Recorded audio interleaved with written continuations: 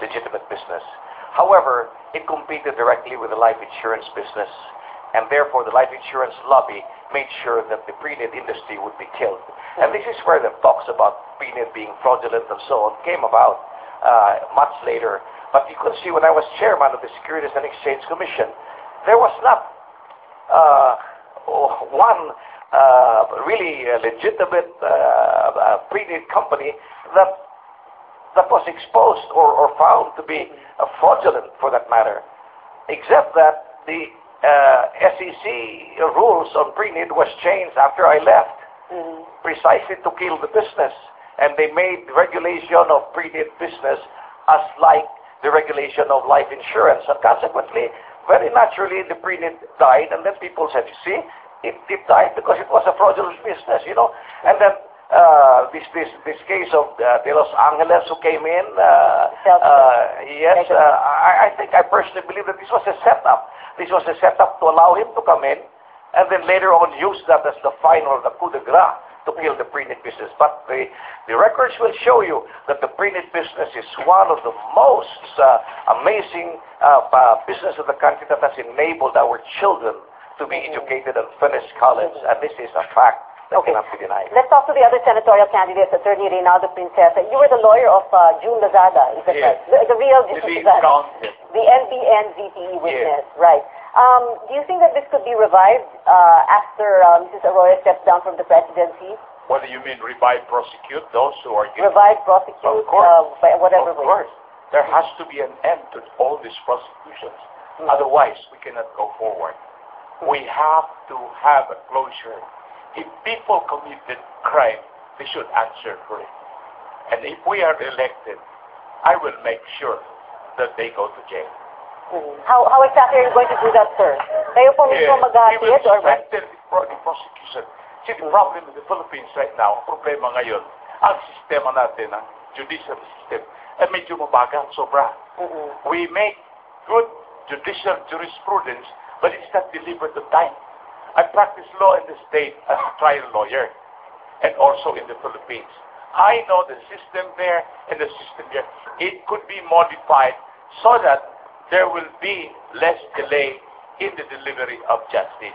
Now, if we have a good judicial system that delivers on time, then these people, because they are using it, ang napupunta lang sa jail, yung mga walang pera, walang mga magagaling na abogado, pambayad. Ang nakakaluwala, yung may mga kriminal na maraming pera, they hire the most brilliant lawyers in this country who has no moral ascendancy because they only want to win their cases. Yeah. Attorney, that's what you're going to do if you get to the Senate. But if you don't make it, will you still... I've been fighting all my life. In fact, one of my legislative agenda is I want, as a human rights lawyer, to raise the minimum of wrongful death from 50,000 now to 500,000 minimum, because if human rights has to be elevated, you have to raise human value. And the value of human life in the Philippines, I am sad to say, under our laws, is only 50,000. So these people have a license to kill. It's so cheap to kill or take a life in this country. Okay, thank you. Alex Tintay, of course, Alex, kilala ka naman ng mga tao, no? Reporter and anchor for so long on GMA7. Ano ba yung mas mahirap, mag-cover or mangampanya? Parang ang hirap na Anyway, para sa akin, kasi bagong arena nga ito, no? Siguro yung sagot ko, yung explanation ko, why there was this crossover from broadcasting to the political arena. Because you see, for a long time, I've been in broadcasting for 30 years. And yung 30 years... Doesn't show, huh? 30 years na yun, I've covered 4 presidents, would you believe? From Aquino, Ramos, Estrada, and the present president, President Arroyo. So during those times, you know, I like you, I made a career out of criticizing people in government. But I found out that no matter how I try to stop them, no matter how I cajole them to do what is right and to stop graft and corruption, they won't listen to me. Sabi ko nga, ang mga politikong tradisyonal, kahit na ano ang batikos natin, hindi sila makikinig, wala silang hiya, sapagkat unahin nila ang kanilang mga bulsa, unahin nila ang kanilang mga pamilya, ang kanilang negosyo. Kaya sabi ko sa sarili ko, ako na mismo ang tatakbo. So I could effect genuine change na hindi ko magagawa kung ako ay nagkikriticize lamang sa TV or radio. Okay. You've been a pastor, right? Yes. Since a long time For now, 20 years. 20 years, okay. Urban Poor Ministry. Okay. How did that help in your broadcasting work? Unang-una kasi, di ba tayo mga broadcaster, we are the catalyst for truth. At alam naman natin na ang buhay natin, nilalagay natin sa panganib para may parating ang katotohanan. So, dito ko nakita sa pagtulong ko sa mga mahihirap na ito talaga ang gusto ng Panginoon. And I've read in the Bible, in Isaiah 16, and sabi doon, sabi ng Panginoon, I am amazed that no one stands up to fight for the rights of the poor. Ang reflection pa na yun ang bigay sa akin ng conviction na walang magtatanggol sa mahirap. Ngayon, pag mahirap ka, lalo kang mahirap. Ang mga mahirap, powerless. And there are now structures of repression.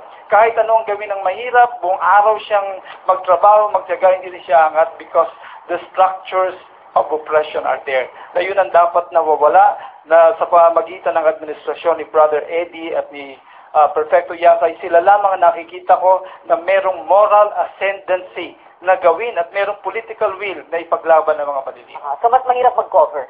Mas mahirap mag-cover. Okay. And Dr.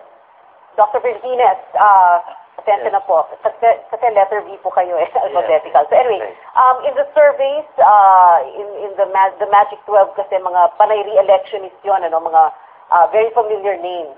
Your name is not that familiar, no? Are you confident that you can still get in? Wala naman isa man sa kanila na dating familiar. Pare-pareho lang naman ang pinag-umpisahan namin. Pero mahina lang naman kami dun sa mga binabayarang survey. Why don't we consider those surveys na hindi binabayaran, like Facebook? Nandun ang pangalan. Nandun kami. Number 6 ako dun Sa Facebook survey, lumalabas po yung pangalan. Number 6 ako. Talaga? Yeah. Ilan po yung, so meron po kayong fan page sa Facebook? You have a fan page or you have your own personal? No, actually, wala akong panahon para doon. But most of my friends were telling me, gagawin namin na ilalagay ka namin doon. And then, just, nabigla na lang ako, number 6 pala ako doon. Okay, nabigla din kami doon. Okay. The final stretch of the Strictly Politics Meeting the Advances series with Bang Pilipinas when we come back. Here we go.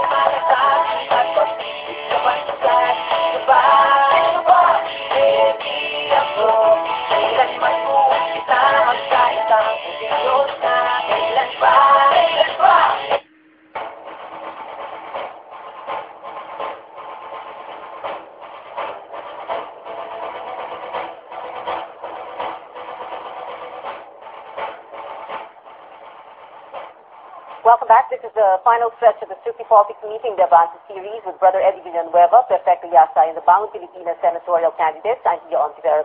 Brother Eddie, there were reports that you had withdrawn or are withdrawing in favor of ERAP, or former President Estrada. Masyadong fabricated dyan. Silang marahil na dapat mag-withdraw dahil ang momentum ng support sa amin, nationwide and worldwide. Imposible rin na matalo ang Bangon Pilipinas. Katulad nito, yung Baptist Philippines, represented by Dr. John Lokias, yung United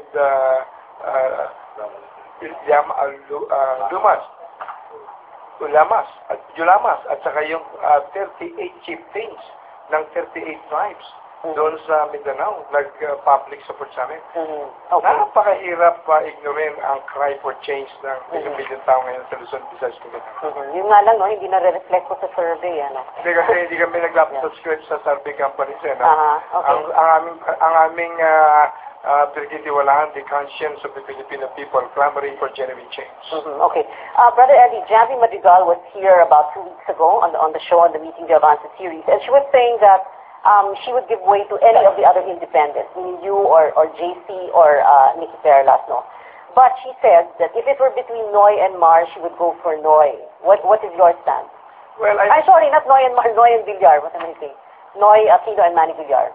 I respect the sentiments of everyone. Basta ang sa amin,